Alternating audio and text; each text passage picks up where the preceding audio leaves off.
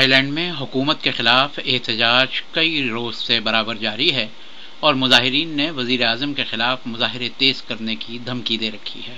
غیر ملکی خبر رسائی ایجنسیوں کے مطابق حزب مخالف کا مطالبہ ہے کہ وزیر اعظم ابھیشیٹ کرپشن کے الزامات کے بعد مستعفی ہو جائیں اور ملک میں نئے انتخابات کرائے جائیں۔ مظاہرین نے دھمکی دی ہے کہ اگر حکومت مستعفی نہ ہوئی تو بینکاک میں وزیر اعظم کے دفتر سمیت سرکاری دفاتر کا گھیراؤ بھی کیا جائے گا۔ اب تازہ اطلاعات کے مطابق تھائی لینڈ میں حکومت مخالف احتجاج میں مزید شدت آ گئی ہے۔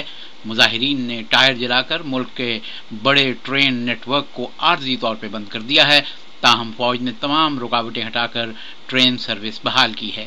ادھر ملک کے تجارتی مرکز کے راستے میں بھی رکاوٹیں کھڑی کر کے بند کر دیے گئے ہیں۔ تھائی لینڈ کے سابق وزیر اعظم تھاکسن اور دیگر حزب مخالف کی پارٹیوں کا مطالبہ ہے کہ بدعنوانی کے الزامات کے بعد حکومت مستعفی ہو اور نئے انتخابات کی تاریخ کا اعلان کیا جائے۔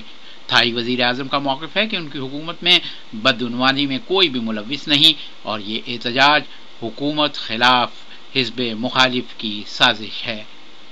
عالمی اخبار ملٹی میڈیا، لندن۔